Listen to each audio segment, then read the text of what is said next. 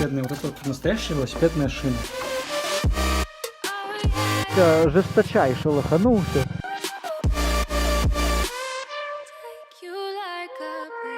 Фара отвалилась. О, птица. О, это утка? Это просто 5 из 5.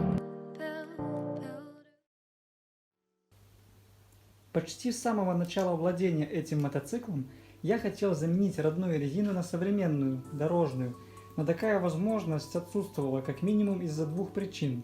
С одной стороны, удерживала совесть, как-то жалко было менять новые шины, а с другой кошелек.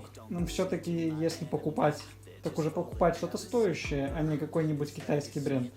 В этом мотоцикле и так Китая предостаточно. Как можно заметить, тут установлена резина с всем известным минским протектором. Этой технологии и такому протектору уже лет 30, а то и больше. А он до сих пор используется. Не сказать, конечно, что эта резина ни для чего не пригодна. Ну, с одной стороны, она как бы идеально подходит для сельской местности, для которой она и разрабатывалась лет 30 назад. В то время мотоцикл Минск ведь был в каждом доме и в каждой деревне, поэтому, в принципе, она всех устраивала. Тем более, у нее есть такой большой плюс, что переднюю и заднюю резину можно менять местами, что и делали многие владельцы в то время. Поэтому, как бы, ресурс ее еще растягивался чуть ли не в 2 раза, так как все мы знаем, что у мотоцикла передняя шина стирается гораздо дольше, чем задняя. Вот и у меня также. Передняя, она в принципе довольно-таки свежая, можно сказать, и тут 70% только износа, а вот задней уже ничего не осталось, там уже полностью почти отсутствует протектор, поэтому к замене это было очевидно. Поэтому я специально не менял их местами, чтобы все-таки был наконец-то поскорее тот повод, чтобы взять и купить нормальные шины. Пару слов о размерности шин и дисков. На этом мотоцикле с завода устанавливаются одинаковые шины как спереди, так и сзади, размером 3 дюйма. Но диски разные, спереди 1,4 дюйма, сзади 1,6. Поэтому спереди максимальный допустимый размер шины будет равен 3 дюймам.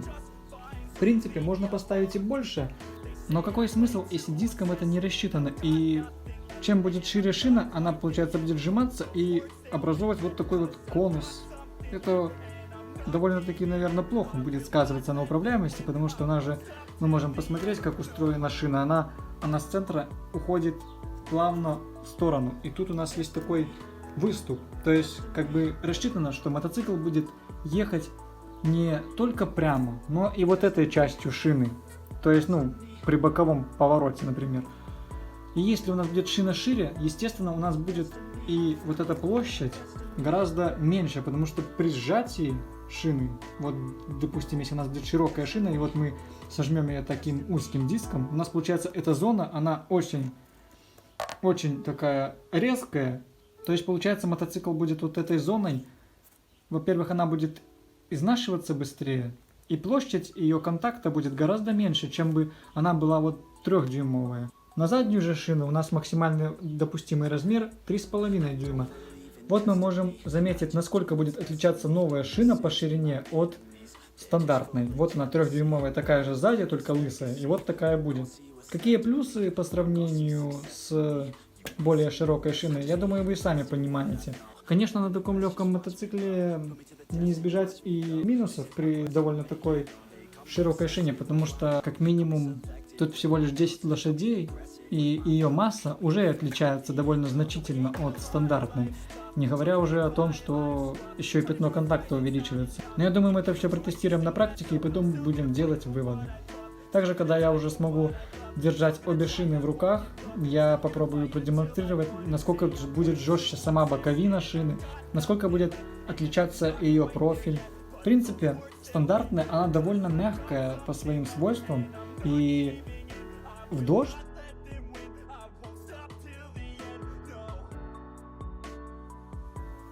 для сравнения, я думаю, мы будем использовать каких-нибудь 2 фактора.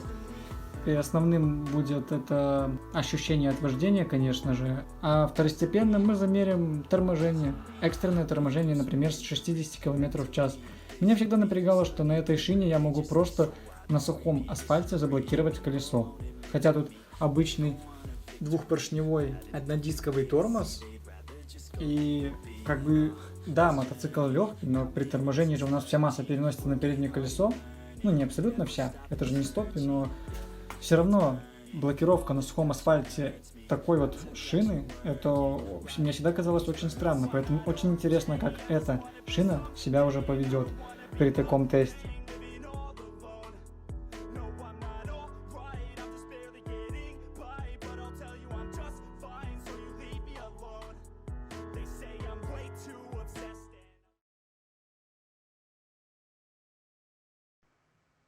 На этом моменте я в последний раз ощущаю эту недоуправляемость и рассуждаю, как на этом мотоцикле поворачивать на скорости, если он вообще не чувствуется в угле.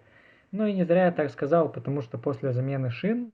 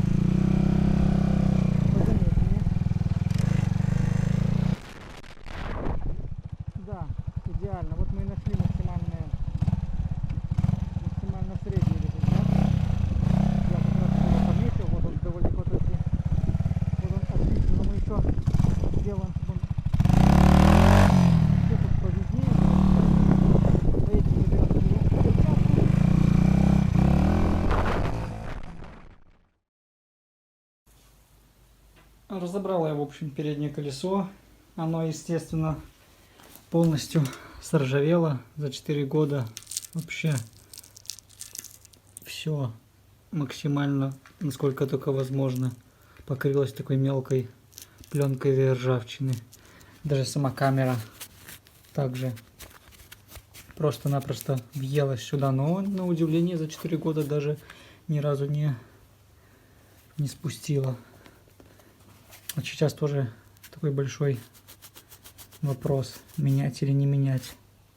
Ну, вроде нормальная, но кто знает, сейчас вот это вот почищу ржавчину, вдруг куда-нибудь потом попадет и моментально может спустить потом куда-нибудь. Вот что по поводу шин. Вот простое сравнение, насколько вот эта вот шина не жесткая, я не знаю, как это описать. Вот ее корпус этот боковой, но я просто его руками сминаю. Вот и все. Вот для сравнения это я не могу даже рукой не могу со всей силой и весом. Только весом, если нажимаю, она только может сдавиться. А сбоку даже вообще пытаться не стоит. Тут она просто жесткая, четкая. Вообще без усилий, она просто сама сминается. Тупо велосипедная, вот это вот настоящая велосипедная шина. Вот такие вот руки, значит, конец работы. Все, шины установлены. Вот так вот выглядит спереди. Я думаю, многим будет интересно, как сзади увеличенного размера по сравнению со стандартными, потому что многие спрашивают, вот 3,50, вот столько вот места занимает. В принципе, как раз тут один палец пролазит. Это, думаю, идеально вообще для всего. Если будет какая-нибудь грязь набиваться, тут есть запас чтобы она не набивалась, а дальше пролетала. Вот эти шины еще показывают свое качество на этапе бортировки и установки их на диски, потому что это было сделать очень непросто из-за того, что они реально нормальные шины, а не просто велосипедная ерунда, которая стояла. Тут жесткий корд, и необходимо приложить очень много усилий, чтобы их установить. Вот даже ведь немножко диски поцарапал, потому что по-другому вообще никак. А мотосервисов поблизости нет. Поэтому, хоть уже и 9:30, но мы обязательно сейчас выедем и протестируем, что у нас это получилось.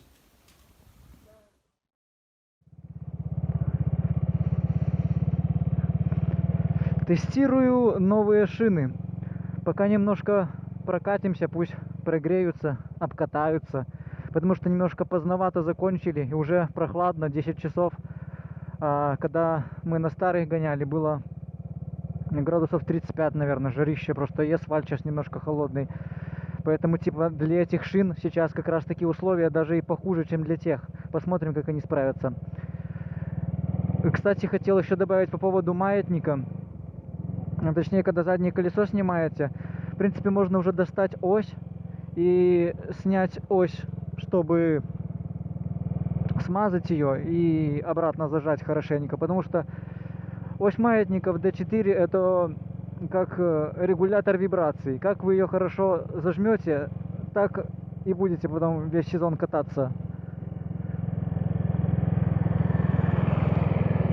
Поэтому, в принципе, можно не лениться, там быстренько ее при каждом съеме колеса поджимать, она все-таки распускается. Потому что все-таки вибрация это зло на этом мотоцикле. И его надо контролировать. Ну, что сказать пока по первым впечатлениям на 30 км в час. Мотоцикл стал очень таким жестким, каким-то вот, как, не знаю, как вот велосипед вы чувствуете, типа, раньше он был какой-то такой валкий, непонятный, а сейчас вот прям вот жесткий, вот жесткость появилась, вот именно вот, я-то не к тому, что я, типа, да, знаю, что там корд стал тверже, нет, вот реально он стал такой жесткий, и вот он сам прям вот заныривает в поворот, вот я его даже контррулением, он просто он сам пытается уложиться на бок, ну, в размерах этой, в рамках допустимого, конечно. Вообще очень непривычное чувство после этих шин старых. Я просто вот, капец, вот если бы я ездил на какую-нибудь Джимхану, я бы разницу мог точно сравнить. Вот можно было, сейчас бы конусы можно было в два раза сблизить. И я бы спокойно между них проезжал, потому что вот я могу несколько раз перекладку делать между линиями. О, это конечно, что-то с чем-то. Я не ожидал такого эффекта. Очень приятно управляется. Вообще совсем другой мотоцикл. Это просто абсолютно два разных мотоцикла. До и после. Вообще... Ладно, надо притормозить. Ну, знаете, я в шоке. Я чувствую, что я лоханулся, жесточайше лоханулся, ездив эти все сезоны на этой гребаной старой 30-летней резине. Я даже не чувствую, вот, допустим, сзади стала шина шире, но абсолютно не чувствуется, что прибавился какой-то вес или там, не знаю, тяжелее стало мотоциклу раскручиваться. Нет, абсолютно так же. Наоборот, появилась, мне кажется, более такая плавность хода из-за большей массы. Вроде как так. Очень интересно. Ну, мы, конечно, едем к своему тестовому полигону, чтобы конкретно так протестировать на нашем примере, на торможении. Блин, фару надо еще... А, окей, понятно.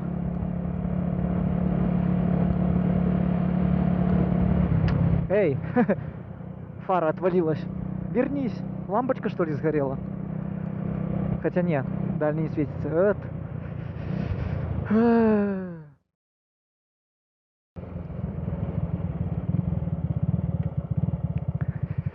Верните мне фару, пожалуйста.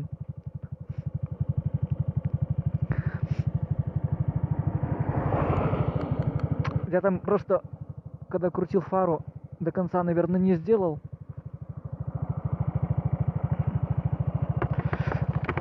Так. Где там эти провода, блин? Там эта фишка дебильная.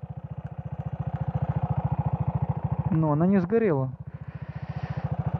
Да, еще ремонт. Не хватало мне тут еще сидеть. Колупаться с ним.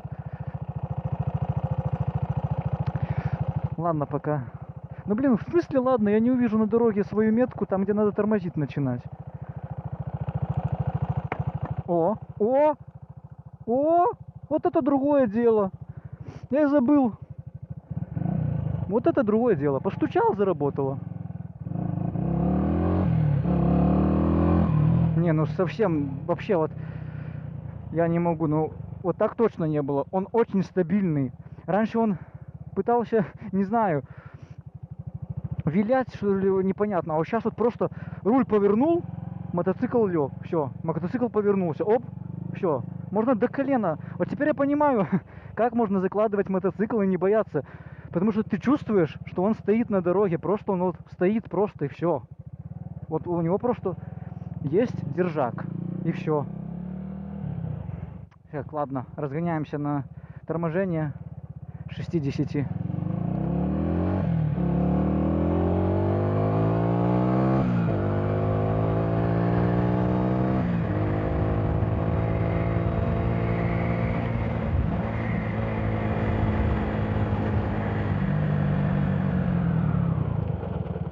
Ни хрена себе! Я чуть, блин, не перелетел через бак. Это первая попытка. Это первая попытка, и у нас уже полметра. Полметра разница, вот. Полметра разница. Вот моя намеченная колесом итоговая метка. Поехали еще раз. Жесть. Просто ни одного писка, просто тормоз в пол, мотоцикл останавливается. Все, ему без разницы. О, птица. Так. Мне очень нравится, в общем.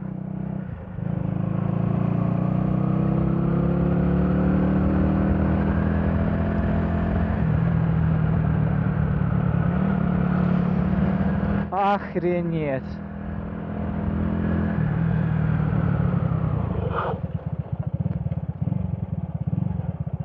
Охренеть.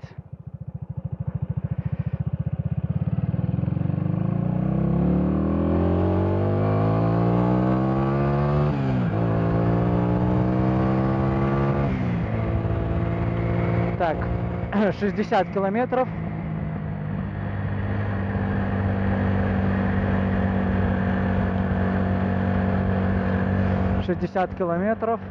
Вот наша точка. Реально сложно удержаться на мотоцикле. Еще метр. Еще. В принципе, вот. Ну не метр, сколько тут? Полметра где-то еще добавил. Полметра, получается, так и было. И тут, ну, опять абсолютно такой же результат. В принципе, уже с первой попытки, когда я еще не привык к этим возможностям, уже показал результат сразу же на метр лучше. Целый метр, блин. Этот метр может спасти когда-нибудь жизнь перед каким-нибудь МАЗом, блин. В общем, понятно. Первым делом на этот мотоцикл... О, это утка? Что это за херня? Утка? Или не утка? Ну ладно, не важно. Первым делом надо менять резину. Резину поменять. Что тут еще? Я уже забыл, что из основного. Да, просто полный косяк.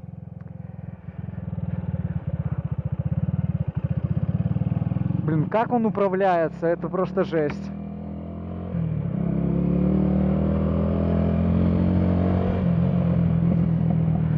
Как он управляется, это просто жесть. Это невозможно. Блин, я вообще... Он просто как по рельсам, не знаю, перекладка. О, оп. Это, конечно, блин, всякое понимаю, но чтобы так конкретно вот...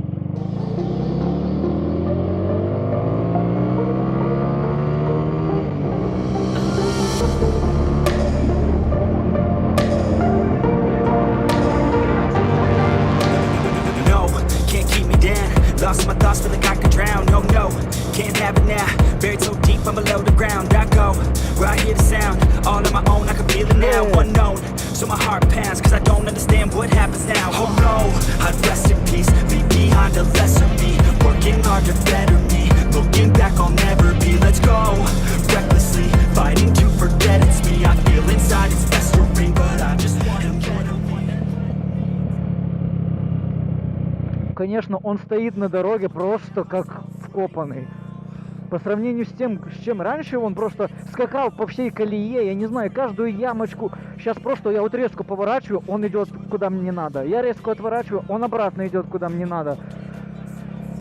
Фух, это просто 5 из 5. Это первым делом надо было сделать. Все.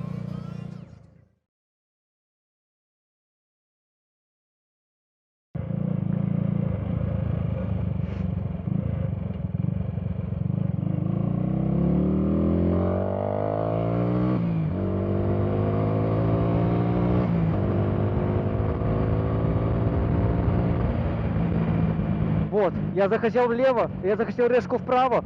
Он чуть ли не под 45 градусов, но все равно поворачивает. Да, это шикарно просто.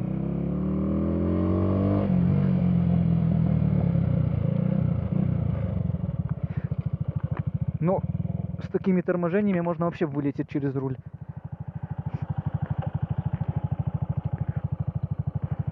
В общем, повторюсь еще неоднократно, первым делом надо было поменять эту гребаную, вонючую советскую резину. Она вообще ни к чему тут.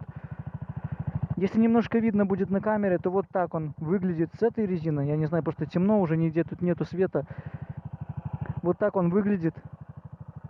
О, опять свет сгорел. Так, все, способ не срабатывает, надо будет покрутить.